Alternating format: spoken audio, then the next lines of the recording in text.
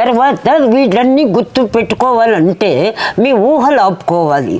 ఊహలు ఆపుకోవాలంటే మీకు తృప్తి ఉండాలి. ఆ తృప్తి ఇప్పట్లో లేదు కదా, ఇంకా కావాలి. అది మీ ఏదో కర్మ, చేయాలి. మీ కర్మ అంతే. మీరు 100% తృప్తి లేని వాళ్ళందరూ పాతాళానికి తొక్కబడతారు. చాలా నీచమైన జీవితం 60 ఏళ్ల తర్వాత గడుపుతారు మీరు. క్వశ్చనే లేదు. అప్పుడు దెబ్బ తగులుతుంది మీకు. ఇప్పుడు హుషారులో ఉన్నప్పుడు తెలీదు. అప్పుడు కుక్కలు కూడా రావు మీ దగ్గరికి. ఎందుకంటే ఇంకా మీరు రాను సెంటిమెంటల్ అఫెక్షన్ ఆల్రెడీ 90% చచ్చిపోయింది. మీకు 60 years వస్తేనే గొప్ప.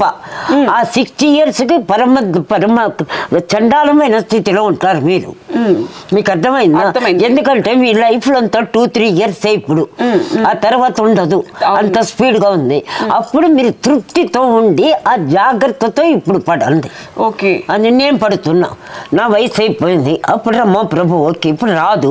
ఇప్పుడు నేను ఎలా ఉండాలి, అందుకే ఇలా ఉంటా.